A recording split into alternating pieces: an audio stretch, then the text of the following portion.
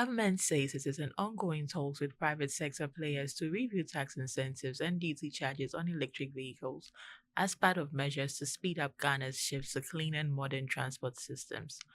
Addressing the ERA conference, exhibition, and EV experience in Accra, Deputy Minister for Energy and Green Transition Honorable Richard Jan Mensah said the review is essential to make electric vehicles more affordable and attractive.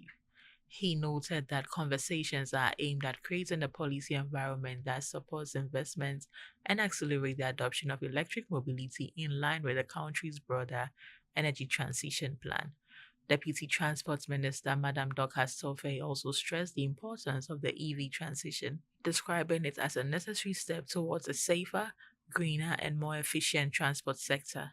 She said government remains committed to working with all partners to ensure a smooth and impactful transition. Chief Executive Officer of Cubica Energy Leslie Arthur welcomed the government's engagement but called for stronger support for the private sector, which she described as central to Ghana's EV uptake.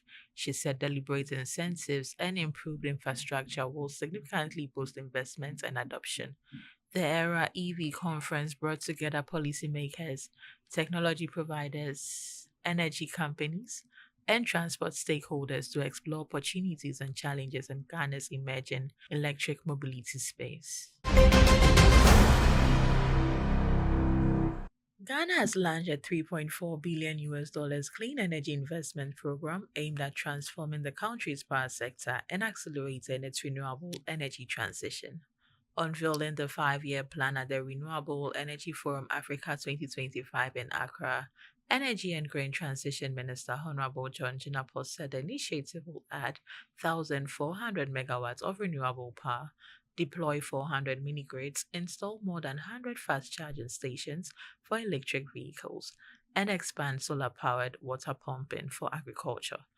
The minister highlighted Ghana's recent progress, including hosting Africa's largest single rooftop solar project and President John Dramani Mahama's commissioning of a 200 megawatt solar plant expected to scale up to 1,000 megawatts by 2032.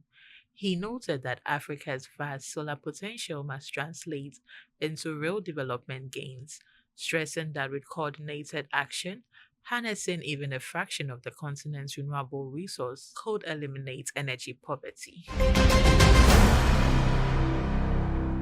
Kenya has appointed state utility Kenya Electricity Generating Company as the owner-operator of the country's first nuclear power plant, set to begin with a 2 gigawatt capacity and expand up to 6 gigawatts over time.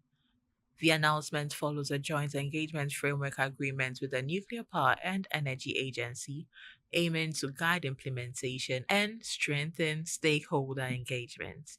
Cabinet Secretary for Energy and Petroleum Opiyo Wandayi described the move as the beginning of Kenya's nuclear power era, emphasizing its role in enhancing public awareness, institutional capacity, and providing a reliable low-carbon baseload.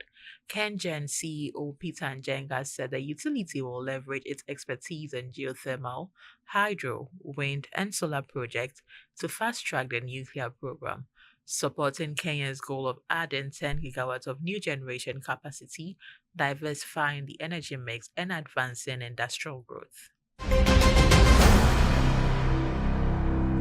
Global employment in the energy sector is expanding nearly twice as fast as the wider economy, driven by strong investment in infrastructure, according to the IEA's World Energy Employment 2025 report.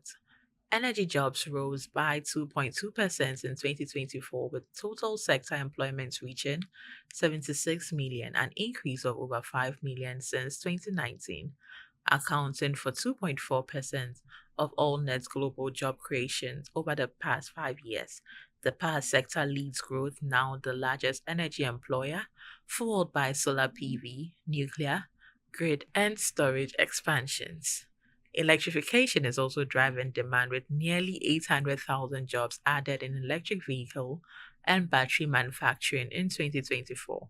The report highlights skilled labor bottlenecks, citing costs, lost wages, and limited awareness of training programs as barriers, and recommends financial incentives, apprenticeship, private sector curriculum inputs, and reskilling initiatives to ensure the sector can meet rising demand. Energy Brief is proudly brought to you by Airport 3 Hotel. Energy Ghana, local in focus, global in perspective.